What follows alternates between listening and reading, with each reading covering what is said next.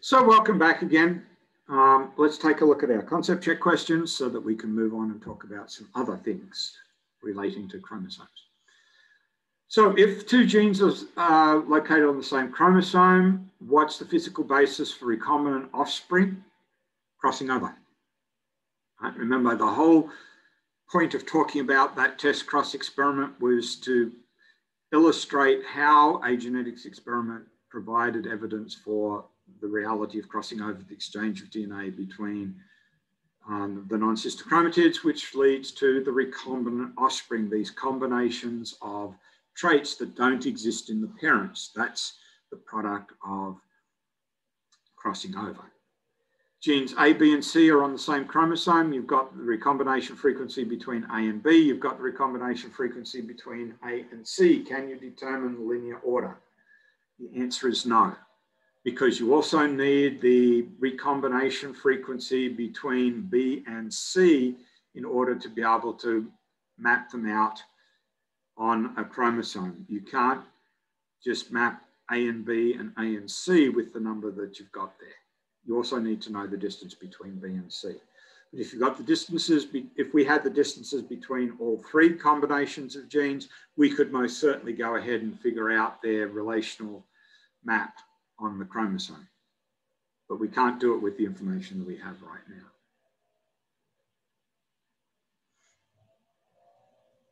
So at this point, we're going to start talking about some other inheritance patterns that are associated with inheritance of chromosomes, but inheritance of either the wrong number of chromosomes or inheritance of chromosomes that have been grossly changed in some fashion during meiosis primarily. So let's take a look at some of these things that can go wrong, again, in meiosis that lead to abnormalities in the embryos as a consequence. So the first is simply having the wrong number of chromosomes. This occurs because of a process called non-disjunction, where either the homologous chromosomes fail to separate in meiosis 1, or the sister chromatids fail to separate in meiosis 2. So this diagram shows you both of them. Here is the non-disjunction in meiosis 1. The homologous pairs of chromosomes stay linked together, which results in a daughter cell that contains both copies of the chromosome and a daughter cell that lacks a copy of one of the chromosomes, which leads to gametes that are described as either N+1 or N-1, remembering that N is the symbol for haploid. So this gamete is haploid plus an extra copy of one of the chromosomes. This gamete is haploid minus a copy of one of the chromosomes. This is going to be absolutely devastating because neither of these gametes are normal. And if they're used for fertilization, you're going to wind up with an embryo with either an extra copy of the chromosome, 3 copies of a chromosome, or you're going to wind up with an embryo that has a single copy of a chromosome because it's not going to get a copy of the chromosome from here. If the non-disjunction event occurs in meiosis 2, then the sister chromatids fail to separate. And you wind up with gametes that are N+1 and N-1, but you also wind up with gametes that are normal haploid. So this is not quite so serious because you actually wind up with gametes that are normal. And if these are the gametes that are used in fertilization, you'll get a normal embryo. However, if these are the gametes that are used, then it's going to be the same problem as we saw back here. So non-disjunction in meiosis 1 is more serious than non-disjunction in meiosis 2, but non-disjunction in general is a serious situation nonetheless. So the individuals who are the product of fertilization of these gametes are said to be aneuploid. So they can either be trisomic, having 3 copies of one of the chromosomes, or they can be monosomic, only having a single copy of a chromosome. And we'll look at the consequences of that a little bit later. If you have non-disjunction between all of the chromosomes, then you're going to set up a condition known as polyploidy, where you're not going to have two complete sets of chromosomes. You can have more than two complete sets. So most commonly we have either triploid, polyploid, that is triploid for all of the chromosomes, or tetraploid for all of the chromosomes. So having 3 copies of each chromosome or having 4 copies of each chromosome. This is particularly common amongst plants, and particularly in our agricultural plants. So wheat is a product of this. Citrus is like this. Cotton is like this. Bananas are like this.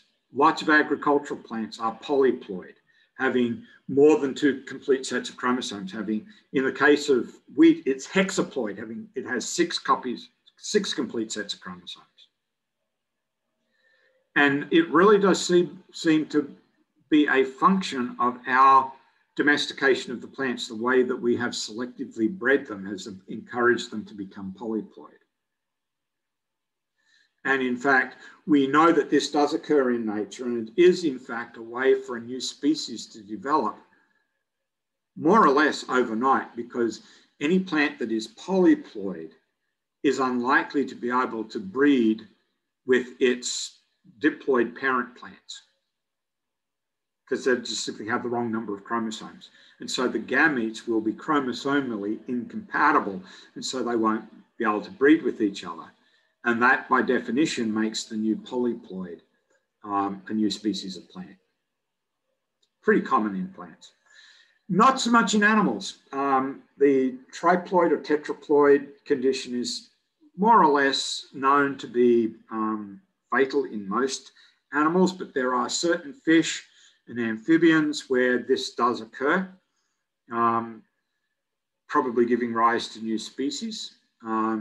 If you've ever seen a documentary about reef fish, there are some fish that are almost all females, with the exception of the largest fish in the group, which is the male.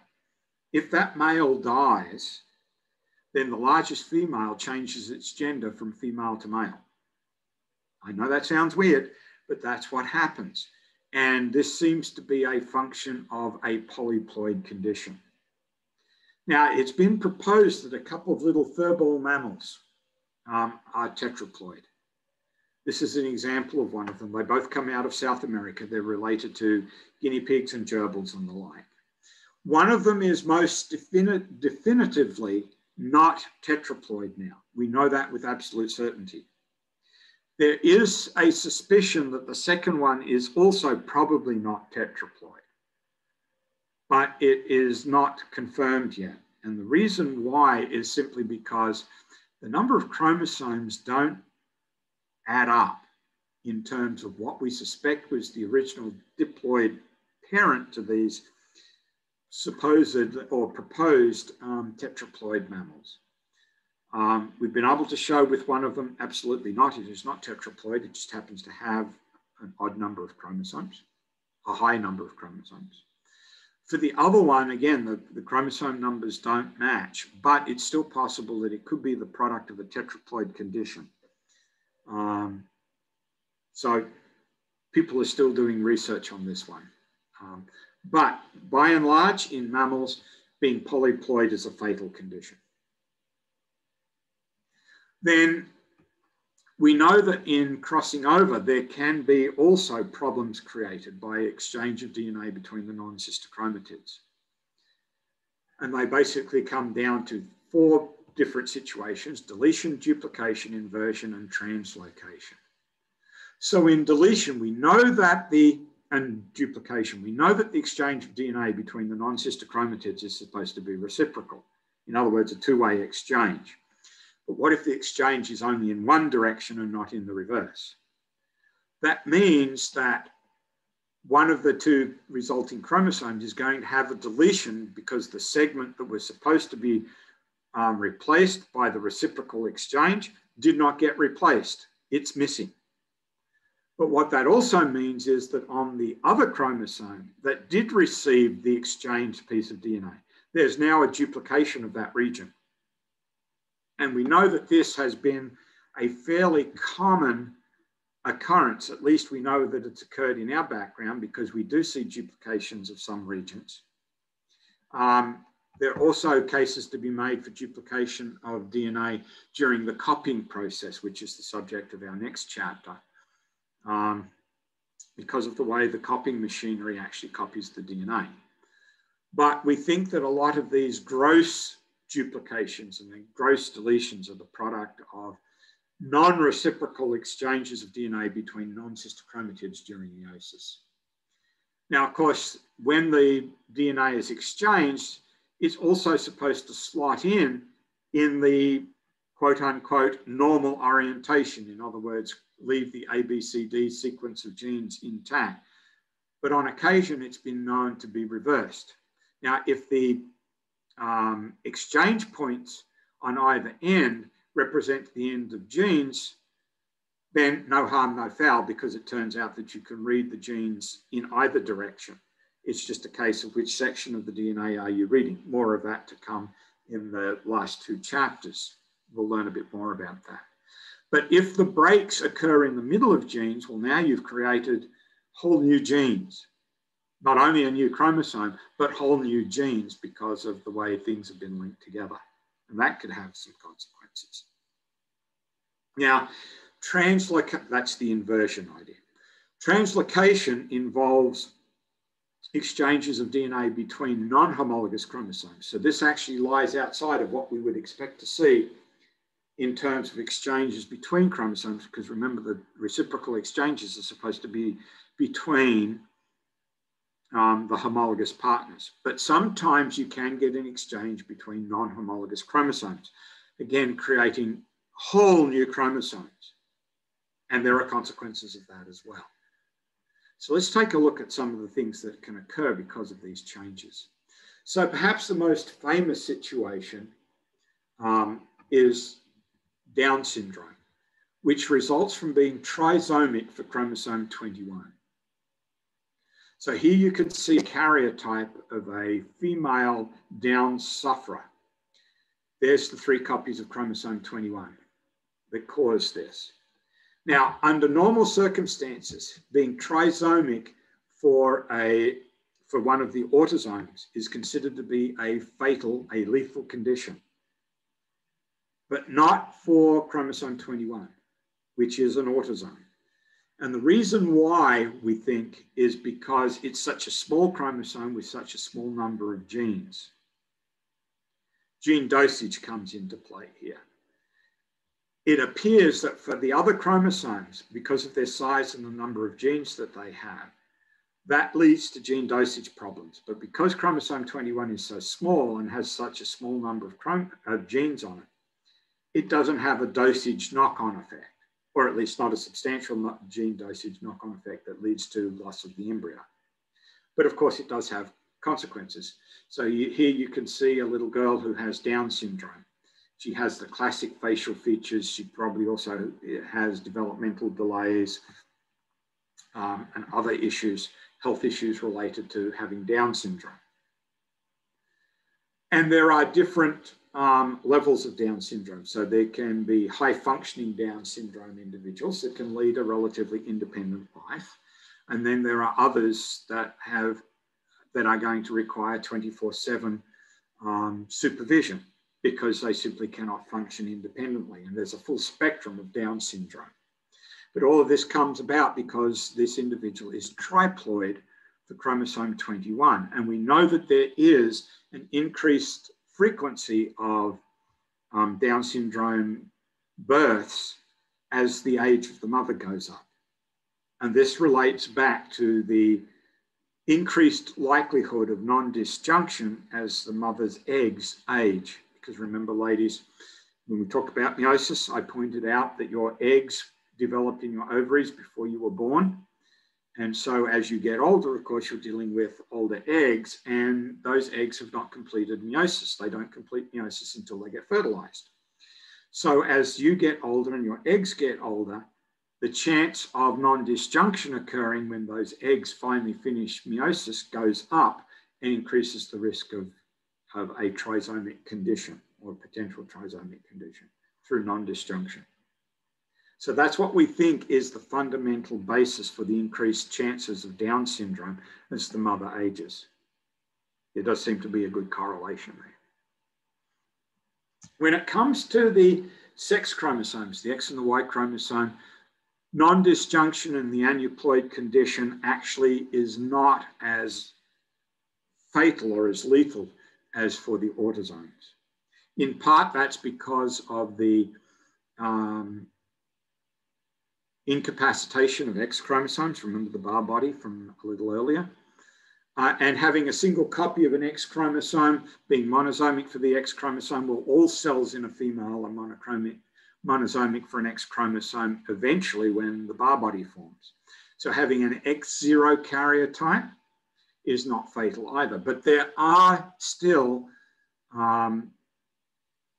problems associated with these in the form of sterility, developmental delays, other behavioral features and so forth that are associated with these aneuploidy conditions.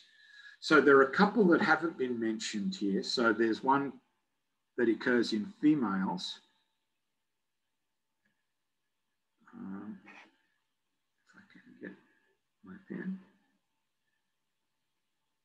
So let's get the pen up. So X, X, X. And then another one that occurs in males called X, Y, Y. We don't know how frequently these two occur.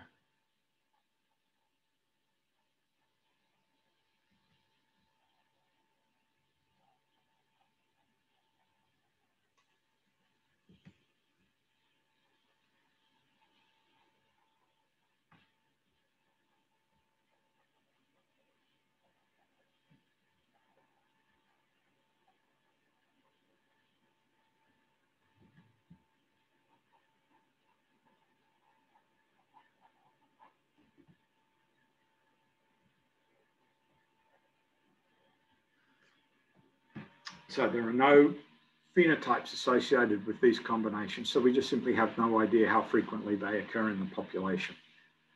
But we do know that they occur because individuals who have had these combinations have been karyotyped for other reasons and have been discovered to have an extra copy of the chromosomes. Why do you get away with an extra copy of the Y chromosome? Because it's so small and has so few genes on it. And gene dosage does not become an issue.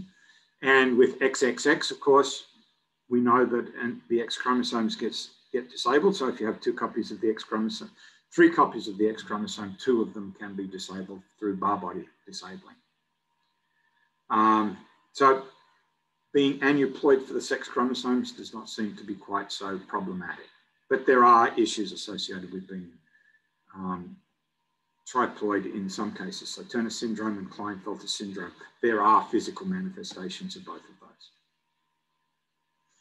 In terms of a deletion effect, there is a condition in humans called cri du chat, which is cry of the cat, translated from the French. So cri du chat is French for cry of the cat. And this refers to the mewing sound that an individual with this condition makes when they get frustrated and anxious. I had a student a number of years ago who worked at a boarding home for people with developmental disorders. And one of the residents had cri du chat. He said, that's exactly what she sounds like. I've interacted with her on a number of occasions, and when she gets anxious and gets upset, she makes that mewing sound like a kitten. So cri du chat is very, very descriptive of what they sound like, and this is a deletion in chromosome number 5. Then we talked about the translocations between the non-homologous chromosomes. A form of cancer called chronic myelogenous leukemia results from a translocation between chromosome 22 and chromosome 9. This is the chromosome in question that causes the issue. It's known as the Philadelphia chromosome because that's the city in which it was first discovered. And this is associated with the onset of chronic myelogenous leukemia. So this translocation of information or of DNA between these two non-homologous chromosomes, what is not supposed to happen but does happen, is the trigger for non-myelogenous, sorry, let me go back, chronic myelogenous leukemia. It's one of those days, unfortunately. Anyway, this is something that we could all be subject to because translocations, they occur randomly. So this is something that perhaps any one of us could be subject to. And it all has to do with then what happens to the genes in this abnormal chromosome. How are those genes activated and what effect do those genes have on the regulation of cell division? And in this case, apparently it turns on cell division and turns it into a continuous process, which of course we know means cancer. So this time we're not going to take a full break. We're just going to stop and answer this concept check question.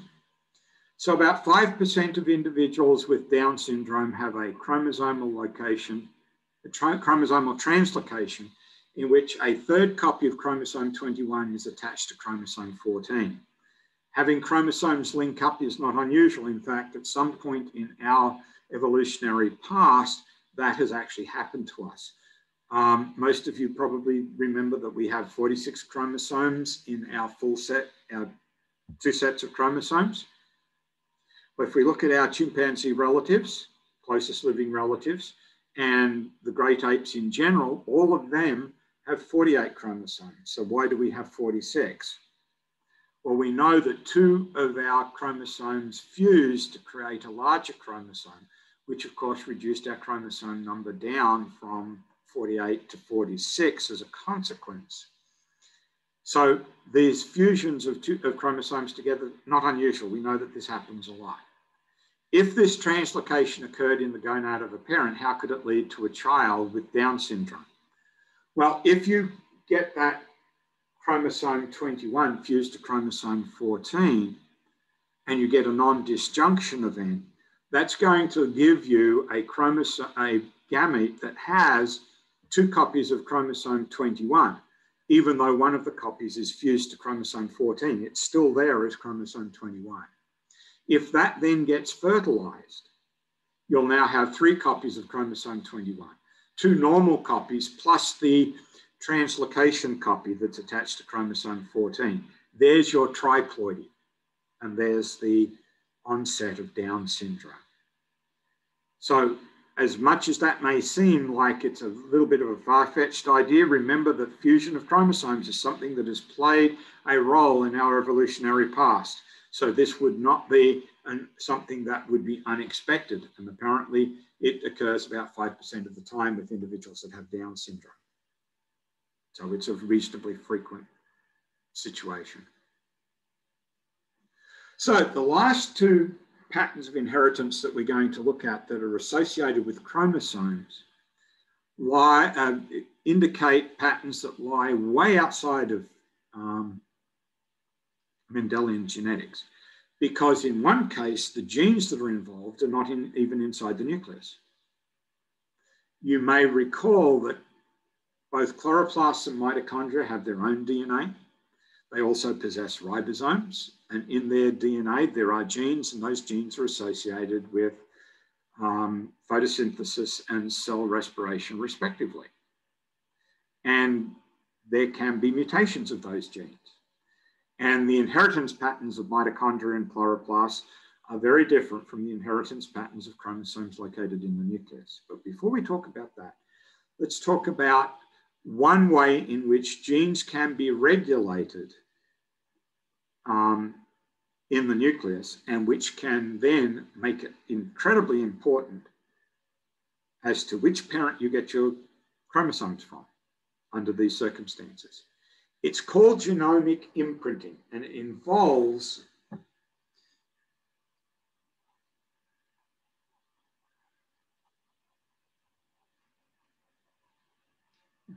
adding methyl groups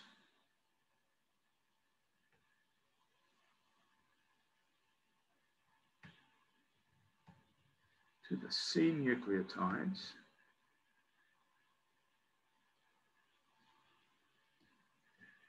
in specific regions of chromosomes.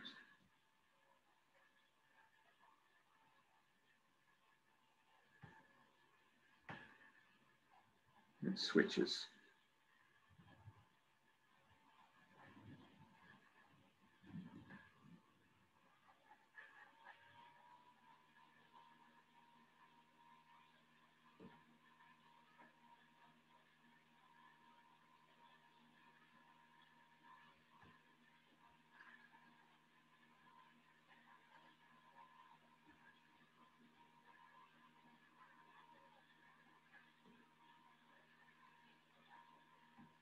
And here's what the important part is. The affected regions of the chromosomes differ in males and females. So when these methyl groups are added to the C nucleotides on the chromosomes, the pattern of addition differs in males and females. There's a male fingerprint and there's a female fingerprint. And because they are different genes get turned off on the basis of which fingerprint applies.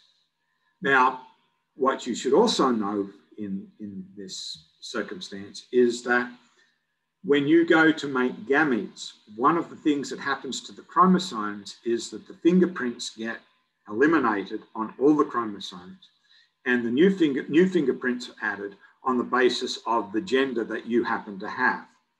So if you are male, when you eliminate all the fingerprint information and add back the male information, the male fingerprint, on the chromosomes that you got from your father, it makes no difference. But for the chromosomes you got from your mother, that does make a difference because they've now got a new fingerprint pattern on them. And likewise, if you're female, when you wipe out the fingerprints on your chromosomes, when you apply back the female fingerprint for those chromosomes that you got from your mother, it doesn't change anything. But for those chromosomes you got from your father, it changes things. Now, it's very difficult to pinpoint, again, a condition in humans that is a product of their genomic imprinting, although we have a couple that are suspected to be the product of the genomic imprinting. And I'll talk about one of them after I go through the example that I'm about to show you. But in mice, we have an example that clearly involves fingerprinting or this genomic imprinting. So the imprint affects a gene called IGF2 located on chromosomes inherited from your mother or from the female mouse. The paternal chromosomes imprinting pattern leaves the IGF2 gene intact and functional, but the female imprint silences the IGF2 gene on this particular chromosome. So if the mouse is homozygous, both alleles are for the normal IGF2 gene, which stands for, by the way, insulin-like growth factor number 2. We actually have this gene too, but it's not affected by imprinting because our chromosomes are not mouse chromosomes. So we don't suffer from this situation, but mice do. So a normal mouse that is homozygous for the normal allele for IGF2 is normal in body size because the paternal chromosomes gene is active, it's the normal allele, it gives a normal mouse. Now, if you have a heterozygous mouse where the mutant, the dwarf mutant, is located on the maternally inherited chromosome, the chromosome that it got from its mother, well, that allele happens to be switched off. It's silenced by the fingerprint. So the only active allele is the allele on the chromosome it inherited from its father, which happens to be the normal IGF2 allele. So the mouse is normal size, which is what you would expect anyway, because if both of these were functional, we would expect the normal allele to be the dominant trait and the mutant allele to be the recessive trait, and we would probably expect a normal-sized mouse. That would be our expectation under Mendelian genetics, at least. If, however, the mutation is on the paternally inherited chromosome, remember, this is the mutation, this is the region that is going to be active, and the normal allele is on the maternal chromosome, which has the silenced allele. Now the only active allele is the mutant allele, and the mouse is dwarf, even though it's got a copy of the normal allele, but that normal allele has been silenced by the genomic imprinting. So the only active allele left is the mutant allele, the mouse is dwarf. So in this circumstance, it really does matter who you get your chromosomes from, whether you get it from your father or from your mother, because of these imprinting patterns. Now, I said I'd talk about a circumstance where we think there might be a role of this in humans. There are two conditions that are associated with chromosome 15 called Engelmann's and Prader-Willi. And they appear to be associated with the same region of the chromosome, just different imprinting seems to be the key here to determine whether you get Prader-Willi or Engelmann's if these conditions run in your family. We don't know for sure, but the reason why I raise this is because if you are a fan of The Big Bang Theory, the science comedy show, you may be familiar with Sheldon Cooper's girlfriend and then spouse, Amy Farrah Fowler. The actress who plays Amy Farrah Fowler is Mayim Bialik. And Mayim Bialik is a neuroscientist. She not only played one on television, she actually is one. She has a PhD in neuroscience.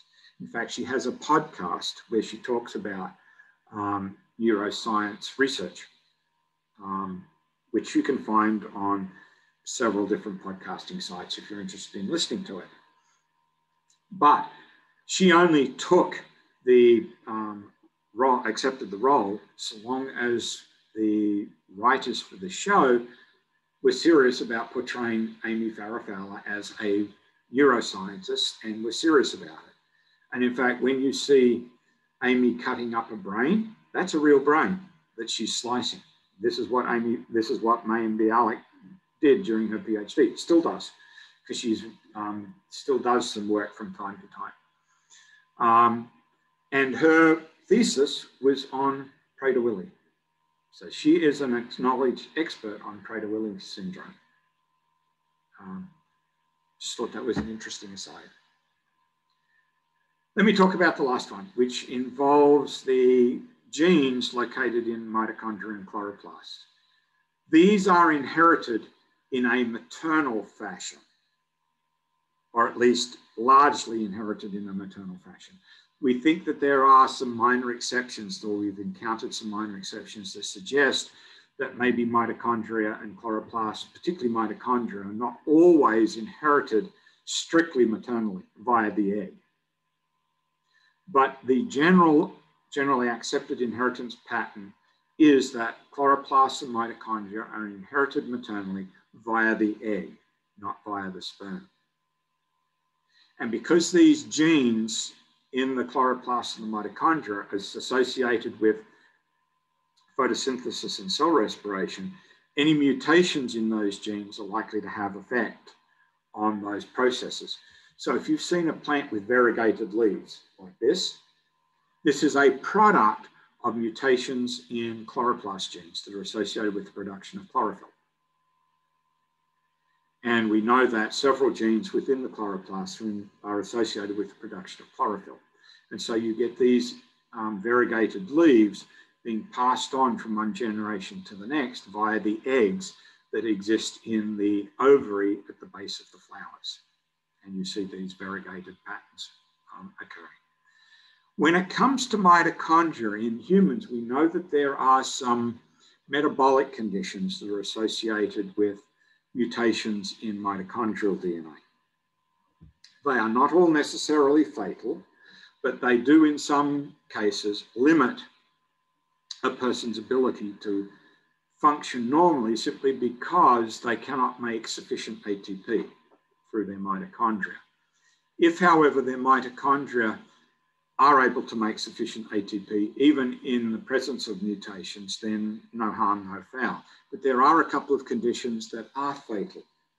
And when I first came to Valencia, the very first semester that I was teaching this class at Valencia, I was talking about mitochondrial DNA mutations. And I remember exactly which classroom we were in. I know exactly where the young lady was seated when I was talking about this. And as I was talking about this, she put up her hand and said, my younger sister died of this, one of these conditions. Turns out that her mother had passed on mutated mitochondria to her younger sister, and it affected all the mitochondria of every cell in her body. And it meant that her mitochondria were unable to provide sufficient ATP for her sister to thrive and grow. And there's no solution to this. That's what's really devastating about this. There is no solution to this. You can't fix the mitochondria. There's too many of them. There are too many cells involved. You can't give supplemental ATP because ATP is too volatile. It breaks down very, very rapidly. I used to work with ATP in some of my research many years ago, and we used to have to keep that ATP at minus 80 degrees Celsius, and even then, it would very slowly over time break down, and every time we thawed it out to take the amount that we needed for the experiment, we knew that we were losing ATP just by thawing it out because it's very, very volatile. So there's no way of correcting this. And all that this young lady and her family could do was sit and wait until the inevitable happened when her sister passed away at around age 9 as a consequence of her mitochondria being unable to make enough ATP for her to grow and thrive. And again, it must be very devastating for the parents and particularly the mother to realize that she was the source of the mutation. I can't imagine what that would be like. Anyway, that brings us to the end of this chapter, talking about chromosomal inheritance. But before we go, more concept checks, just to make sure that we have everything squared away. So, gene dosage is important to proper development. Absolutely. Identify and describe 2 processes that establish the proper dosage of some genes. Well, one of them is something that we talked about ways back in the presentation. That is X chromosome inactivation, where one of the 2 X chromosomes gets inactivated. That's to maintain the right dosage of the genes from the X chromosome. Remember, we even see that in males who have an extra X chromosome. They have one of the 2 X chromosomes disabled to maintain the proper dosage. The other one is something that we've just been talking about, genomic imprinting. That does regulate which genes are functional, which genes are not functional, and that maintains proper gene dosage. So there is a connection with the genomic imprinting and establishing proper gene dosage. Mitochondrial genes are important to the energy metabolism of cells, but most mutations in these genes are not generally lethal. Why not? The reason why is because there are so many mitochondria that if not all of the mitochondria are infected, or are affected, not infected, affected, it's possible that the mitochondria are able to make sufficient ATP for a person to survive. Doesn't mean they're going to thrive particularly well, but it does mean that they're still able to make sufficient ATP to live, let's say, a moderately normal life. They're not going to die as a consequence of this. They may not thrive, but they're not going to die as a consequence of this. And so, because you have enough ATP being produced, you'll actually survive. It's only if the mutations prevent sufficient ATP being produced that you're going to run into issues. So it really depends on the nature of the mutations, what effect they have. So that's it for this chapter. A lot of interesting information. But as always, if you have any questions, concerns, or comments about anything that I've covered here, by all means, feel free to contact me and let's clarify what you are puzzled about. Otherwise, I'll see you back here for the next presentation. Bye for now.